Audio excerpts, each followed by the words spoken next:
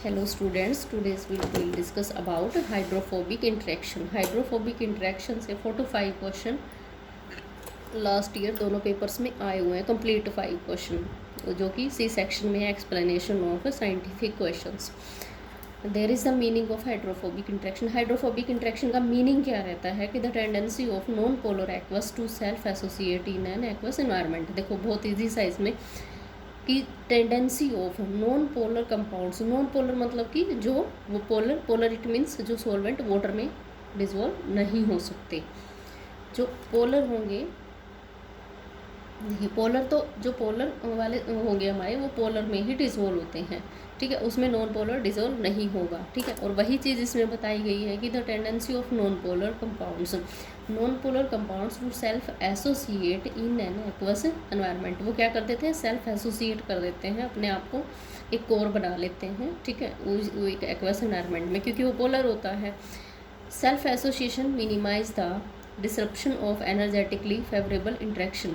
अब ये मिनिमाइज तब होता है जब हम इसको एनर्जी प्रोवाइड करते हैं, बाहर से कोई हीट प्रोवाइड करते हैं. That unfolding is will start between the surrounding water molecules. जो सराउंडिंग मॉलिक्यूल्स होते हैं उनमें क्या होता है, फिर इंट्रैक्शन होता है. उसके बाद जो एसोसिएशन होगा, सेल्फ एसोसिएशन होगा पेप्टाइड्स का, प्रोटीन्स का, तो वो मिनिमाइज होना शुरू हो जाएगा और जो फोल्डिंग से अनफोल्डिंग स्टेट में जाना शुरू कर देगा. ये एक्सपेरिमेंट्स रहता है बीएससी में, बीटेक में. डिजोल्विंग प्रॉपर्टीज़ जैसे कि पोलर में रहेगा.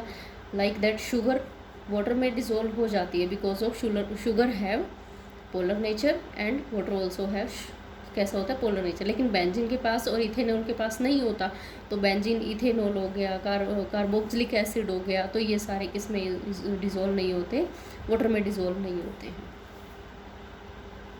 इसमें अब स्टार्ट होता है हाइड्रोफोबिक इंट्रैक्शन के बाद हाइड्रोजन बॉन्ड. हाइड्रोजन बॉन्ड क्या रहता है, हाइड्रोजन बॉन्ड स्ट्रॉन्गेस्ट बॉन्ड रहता है, ठीक है. और ये बॉन्ड कब होगा, it can make the bond again with the similar molecules. Hydrogen bond present in fluorine, oxygen, nitrogen. अब हाइड्रोजन बॉन्ड है वो प्रेजेंट तो बहुत सारी जो एलिमेंट्स हैं उनके साथ बॉन्ड बना लेता है, बहुत ईजिली बॉन्ड बना लेता है क्योंकि स्ट्रॉन्गेस्ट होता है, ठीक है. और ये अपना जो इलेक्ट्रॉन है, नंबर ऑफ इलेक्ट्रॉन्स होता है इसका वैलेंस शेल में, और ये शेयर भी कर लेता है. Hydrogen bond present in the fluorine, oxygen, nitrogen, FON. ये ट्रिक आप हमेशा माइंड में रखना कि जहाँ पे भी फ्लोरीन, ऑक्सीजन और नाइट्रोजन रहेगा वहाँ पे जो हाइड्रोजन बॉन्ड बनाता है, हाइड्रोजन बॉन्ड प्रॉपरली बनाता है, वो वंडर वाल फोर्सेस में आता है. It can make the bonds again with similar molecules. पहले तो जो ये बॉन्ड बनाएगा इसके साथ ये कोवलेंट बॉन्ड होता है, ठीक है.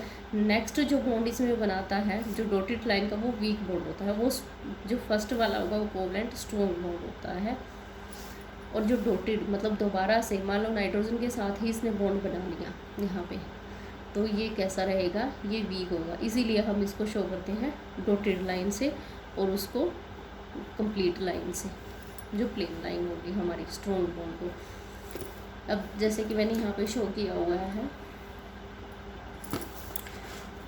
जैसे कि फ्लोरीन ऑक्सीजन के साथ बना रहा है, ऑक्सीजन हाइड्रोजन, फ्लोरीन हाइड्रोजन के साथ, ऑक्सीजन हाइड्रोजन के साथ बना रहा है, नाइट्रोजन भी हाइड्रोजन के साथ बना रहा है. ये देखिए ये बहुत इंपॉर्टेंट लाइन है. Dotted bonds, dotted line bond represent the weakest hydrogen bond have only about 120 the strength of covalent bond. जो कोवलेंट बॉन्ड मेन बॉन्ड बनाएगा उसका तो 120 स्ट्रेंथ किस में रहेगा, जो डॉटेड लाइन वीकेस्ट बॉन्ड होगा वो नेक्स्ट सेम एलिमेंट के साथ भी बना सकता है, वो डिफरेंट के साथ भी बना सकता है. Hydrogen bonds are strongest when the 3 atoms lie in a straight line. अब हाइड्रोजन बॉन्ड स्ट्रॉन्ग कैसे बनेगा, जो एक लीनियर वे में तीनों के तीनों एटम एग्जिस्ट करते होंगे. अब जैसे कि मैंने यहाँ पे एग्जांपल ले लिया OH2 OH का, ठीक है.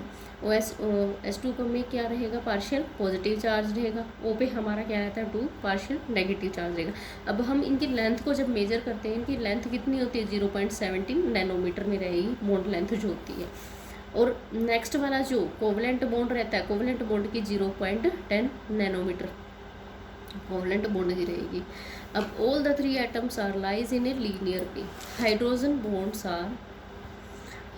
Bonds are electrostatic but partially covalent. ये इसको हम बोल सकते हैं, इसको हम क्या बोल सकते हैं, hydrogen bonds are electrostatic cum covalent, ठीक है, कोवलेंट भी होते हैं।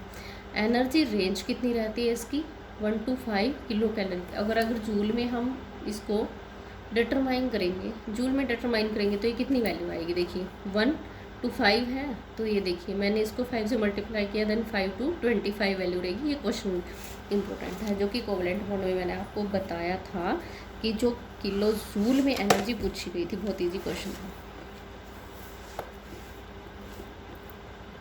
नेक्स्ट जो हमारा डेल्टा ई क्या था, डेल्टा ई हमारा इलेक्ट्रोनेगेटिव वैल्यू था, और इलेक्ट्रोनेगेटिव डिफरेंस ज़्यादा होगा तो बॉन्ड स्ट्रेंथ भी ज़्यादा होगी, तो इट मीन्स क्या होगा, डायरेक्टली प्रोपोर्शनल रहेंगे। और इन्वर्सली प्रोपोर्शनल होते तो इसमें क्या होता कि जो डेल्टा इलेक्ट्रोनेगेटिव डिफरेंस कम होता और बॉन्ड स्ट्रेंथ ज़्यादा होती, ठीक है। लेकिन इक्वली दोनों के दोनों अगर एक साथ प्रॉपर्टी में, इट मीन्स जो इलेक्ट्रोनेगेटिव डिफरेंस है वो ज़्यादा है और बॉन्ड स्ट्रेंथ भी ज़्यादा है, तो वो क्या होगी, डायरेक्टली प्रोपोर्शनल होंगे। अब अलाइनमेंट ऑफ एटम्स क्या होता है कि जो एटम्स होते हैं वो किस वे में एग्जिस्ट कर रहे हैं, लीनियर है, प्लेनर है, या फिर टेट्राड है, या बेंट शेप में है, जो एक शेप में ही होते हैं। अलाइनमेंट ऑफ एटम्स, अब ये इंपॉर्टेंट है कि हमारा थीटा जो होता है ना वो 180 डिग्री का होता है यहाँ पे। If it less than 180 then it will be non linear. Linear में हमारी कंडीशन ये होती है हमेशा 180 डिग्री प्लस माइनस 30 डिग्री होता है, और नॉन लीनियर में क्या होगा, ये इससे कम रहेगा, ठीक है। सॉल्वेंट नेचर किसका होता है, नॉन पोलर का होता है, और ये इन्वायरमेंटली स्ट्रॉन्ग बॉन्ड को कंटेन करते हैं, हाइड्रोजन बॉन्ड को, ठीक है। बॉन्ड अगर थीटा 180 डिग्री है तो बॉन्ड कैसा रहेगा, स्ट्रॉन्ग रहेगा, ठीक है, और कैसे, लीनियर शेप में रहेगा। लीनियर शेप में इट मीन्स सिमेट्रिकल रहेगा। बॉन्ड स्ट्रेंथ सीक्वेंस हम कैसे देखते हैं कि किसकी ज़्यादा होगी, जैसे कि कोई भी फ्लोरीन है वो हाइड्रोजन के साथ कोवलेंट बॉन्ड बना रहा है, फिर वीकेस्ट हाइड्रोजन बॉन्ड बना रहा है, ऐसे ही हाइड्रोजन के साथ बनाया, फिर ऑक्सीजन के साथ। अब यहाँ पे सबसे ज़्यादा अगर हम केमिकल सिस्टम में हम देखेंगे तो हमारा सबसे ज़्यादा स्ट्रॉन्गेस्ट बॉन्ड किसका रहेगा, जो फ्लोरीन बनाता है हाइड्रोजन के साथ कोवलेंट बॉन्ड, उसके बाद बनाता है वीकेस्ट हाइड्रोजन बॉन्ड। और अगर बायोलॉजिकल सिस्टम में हम देखें, बायोलॉजिकल सिस्टम में हमारे पास क्या होता है कि जो ऑक्सीजन होता है वो कोवलेंट बॉन्ड बनाएगा हाइड्रोजन के साथ, और dotted it means weakest hydrogen bond बनाएगा ऑक्सीजन के साथ। इसको हम क्या कहते हैं कि जो बायोलॉजिकल सिस्टम होता है उसमें स्ट्रॉन्गेस्ट बॉन्ड मेजर्ड है ये, ठीक है। और यही हमारा सोल्ट ब्रिजेस में यूज़ होता है, और ये जो सीक्वेंस है हमारा ये इम्पोर्टेंट है। बॉन्ड एंगल क्या होता है, कोई भी मॉलिक्यूल जब बॉन्ड बनाते हैं वो किस एंगल पे होता है, इट मीन्स लीनियर है, नॉन लीनियर है, टेट्राड है, तो वो जो बॉन्ड है वो जो लेंथ है वो मूव कर रही है, ठीक है। अब यहाँ पे मैंने आपको बताया ये वैल्यू है, जैसे कि क्वेश्चन आया हुआ था, ये मैं ग्राफ आपको ड्रॉ करके बताती हूँ।